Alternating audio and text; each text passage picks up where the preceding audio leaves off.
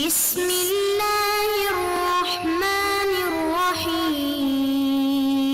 السلام علیکم ورحمۃ اللہ وبرکاتہ۔ عزیز طلباء و طالبات، بسم اللہ الرحمن الرحیم۔ تقابل ادیان و مذاہب کا سبق نمبر 117 آج ہم پڑھ رہے ہیں۔ اس سبق کا عنوان ہے قادیانیت۔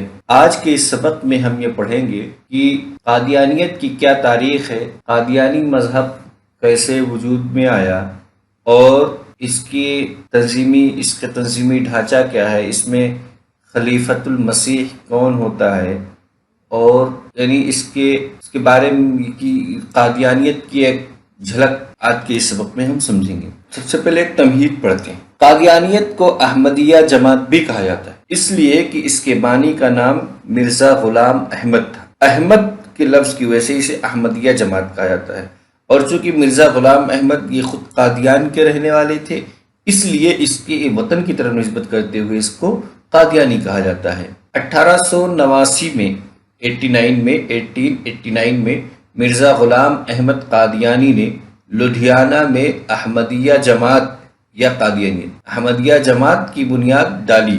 مرزا غلام احمد نے اعلان کیا کہ انہیں الہام کے ذریعے اپنے پیروکاروں سے بیعت لینے کی اجازت دی گئی ہے۔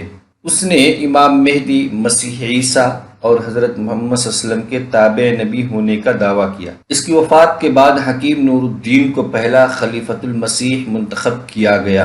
اس پوری عبارت میں سب سے پہلے بتایا گیا کہ احمدیہ جماعت اور قادیانیت دونوں ایک ہی ہیں، ایک ہی کے نام دو نام ہیں، یعنی قادیانیت ایک نام احمدیہ جماعت دو ناموں سے اسے پہچانا جاتا ہے۔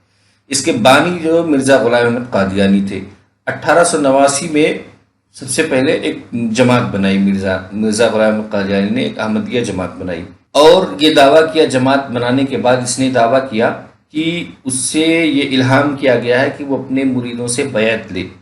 پھر اس کے بعد اس نے مہدی ہونے کا دعویٰ کیا، پھر مسیح ہونے کا دعویٰ کیا، پھر آخر میں اس نے دعویٰ کیا کہ یہ آپ صلی اللہ علیہ وسلم کے تابع ایک نبی ہے۔ یعنی اس نے اپنے آپ کو آزاد نبی نہیں کہا، نبوت کا دعویٰ کیا، لیکن یہ تابع کا لفظ اس نے استعمال کرنا شروع کر دیا کہ یہ تابع نبی ہے، گمراہ کرنے کے لیے، عوام کو شک میں ڈالنے کے لیے۔ اور پھر اس کے بعد جب اس کی وفات ہوئی تو اس نے اپنا خلیفہ حکیم نور الدین کو منتخب کیا، اور اس کے خلیفہ کو خلیفۃ المسیح کہا جاتا ہے۔ 1914 میں حکیم نور الدین کے انتقال کے بعد احمدی جماعت دو گروہوں میں بٹ گئی، ایک احمدیہ مسلم جماعت اور دوسرا احمدیہ انجمن اشاعتی اسلام لاہور۔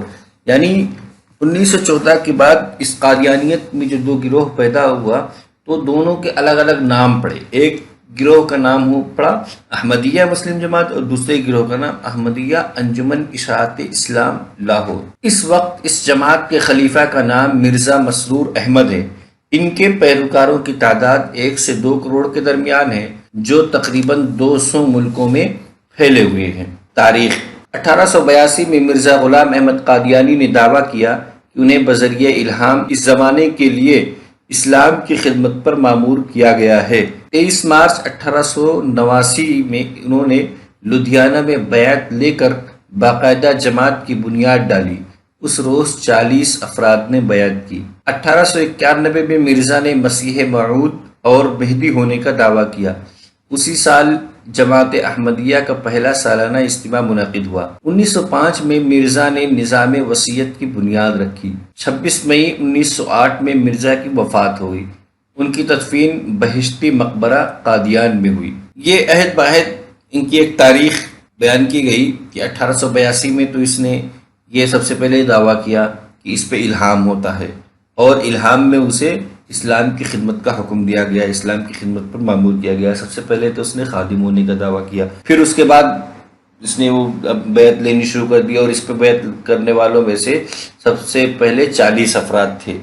پھر اس کے بعد 1891 میں اس نے پہلی سالانہ اجتماع بلائی، پھر اس کے بعد اس نے وصیت کا نظام نافذ کیا، پھر اس کے بعد اس کی وفات ہوئی تو اس کو جو ہے اس کی بہشتی قبرستان جو قادیان میں اس نے اپنا قائم کیا تھا اس میں اس کو دفن کیا گیا۔ تبلیغی مراکز، یعنی اس کے تبلیغی مراکز۔ جماعت احمدیہ ایک تبلیغی مذہب ہے، یہ مسلمانوں کے علاوہ غیر مسلم مذاہب میں بھی تبلیغ پر زور دیتے ہیں۔ مرزا غلام احمد کے وقت سے ہی غیر ممالک میں تبلیغ کا آغاز ہو گیا تھا۔ خود مرزا نے مختلف ممالک میں اپنی کتب، اشتہارات اور رسائل و خطوط کے ذریعے اپنے دعاوی کا پرچار کیا۔ یعنی تبلیغ یہ ایک تبلیغی مذہب ہے، اس لیے اس کی تبلیغی سلسلے کو بھی سمجھنا ضروری ہے۔ اس نے اپنی تبلیغ نہ صرف مسلمانوں میں بلکہ غیر مسلمین میں بھی کی، اور ہندوستان اور پاکستان کے علاوہ دوسرے ممالک میں، خاص طور سے یورپین ممالک میں بھی اس نے تبلیغ کی۔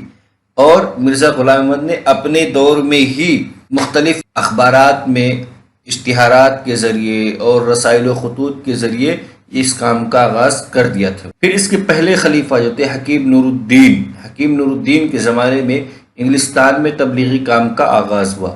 چنانچہ پہلے باقاعدہ مبلغ کے طور پر چودھری فتح محمد سیال نے لندن میں تبلیغی مرکز قائم کیا۔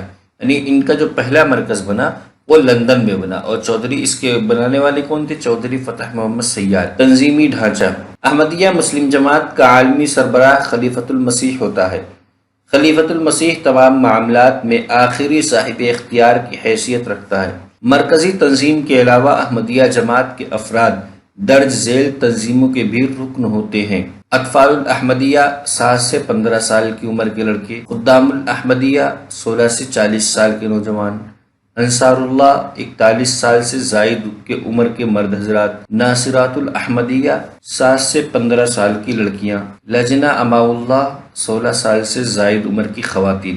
یعنی اس کا جو تنظیمی ڈھانچہ ہے، اس کا تمام کا تمام سربراہ، تمام ڈھانچوں کا سربراہ تو خلیفۃ المسیح ہوتا ہے، وہی صاحب اختیار ہوتا ہے، سب کچھ اسی کا ہوتا ہے۔ البتہ اس کے علاوہ بھی اس کو تنظیمی ڈھانچوں میں عہد بعہد یعنی عمر کے حساب سے بھی اس کی تنظیمیں متعین ہیں۔ جیسے اطفال الاحمدیہ ہے، اس کے ممبر وہی ہوتے ہیں، وہی لڑکے ہوتے ہیں، اور لڑکوں کی عمر 7 سے 15 سال، یعنی 15 سال کے جو لڑکے ہوتے ہیں وہ اطفال الاحمدیہ کے ممبر ہوتے ہیں، کسی اور کی ممبر نہیں ہو سکتے۔ اس طرح خدام الاحمدیہ جو تنظیم ہے، اس میں 16 سے 40 سال کی عمر کے جو نوجوان ہیں وہ اس کے ممبر ہوتے ہیں۔ اس طرح انصار اللہ 41 سال سے اوپر کے جو مرد حضرات ہیں وہ انصار اللہ کی تنظیم کے ممبر ہوتے ہیں۔ ناصرات الاحمدیہ اور لجنہ اماء اللہ یہ عورتوں کی، یعنی ناصرات الاحمدیہ تو بچیوں کی ہے، جو بچیاں 7 سال سے 15 سال کی ہوتی ہیں یہ اس کی ممبر ہوتی ہیں، اور لجنہ اماء اللہ جو اس سے اوپر کی جو خواتین ہوتی ہیں وہ ہوتی ہیں لجنہ اماء اللہ کی ممبر۔ احمدیہ یہ احمدیہ مسلم جماعت کا ایک ذیلی ادارہ ہے جس کا مقصد احمدی عقائد کی اشاعت و ترویج اور احمدی افراد کی تعلیم و تربیت کے لیے علماء تیار کرنا ہے، یعنی ایک طرح سے ان کا دینی ادارہ ہے۔ اس میں اپنی زندگی وقف کرنے والے نوجوانوں کو 7 سال تعلیم دی جاتی ہے۔ اس میں عربی، اردو کے علاوہ دوسری زبانوں کے ساتھ قرآن، حدیث، فقہ اور علم الکلام وغیرہ مختلف علوم کی ابتدائی تعلیم شامل ہے۔ جامعہ احمدیہ کا ادارہ ہندوستان، پاکستان، کینیڈا، برطانیہ، جرمنی، گھانا اور تنزانیہ وغیرہ مختلف ممالک میں قائم ہے۔ یہاں سے فارغ التحصیل ہونے والے شاہد کی سند حاصل کر کے مربی سلسلہ کہلاتے ہیں، یعنی ان کو جو ڈگری ملتی ہے وہ ڈگری کا نام تو شاہد ہوتا ہے، لیکن یہ جو القاب لکھتے ہیں کہ یہ مربی سلسلے کی، اپنے آپ کو مربی سلسلے سے منسوب کرتے ہیں اور مربی سلسلہ کہلاتے ہیں۔ عقائد، ان کے عقائد میں سب سے پہلی بات کہ محمد صلی اللہ علیہ وسلم شریعت کے خاتم النبیین ہیں، یعنی آپ جو خاتم النبیین وہ شریعت کے اعتبار سے ہیں، آپ کے بعد تابع نبی ہو سکتا ہے۔ محمد صلی اللہ علیہ وسلم کے بعد امتی نبوت کا امکان ختم نہیں ہوا۔ مرزا غلام احمد مہدی، مسیح اور نبی ہیں۔ مرزا غلام احمد پر وحی نبوت کا نزول ہوا۔ جہاد بالسیف نہیں، اب جہاد بالقلم فرض ہے۔ عقائد تھے خاص طور سے نبوت، ختم نبوت سے متعلق اور پھر جہاد کی فرضیت سے انکار۔ کتب، قادیانیت کی مذہبی کتابوں میں مرزا غلام احمد قادیانی کی لکھی ہوئی کتابیں مذہبی کتب کا درجہ رکھتی ہیں۔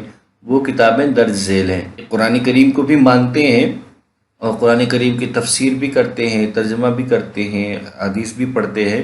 البتہ ان کی اپنی بھی کتابیں ہیں جو مرزا غلام احمد قادیانی کی تھیں۔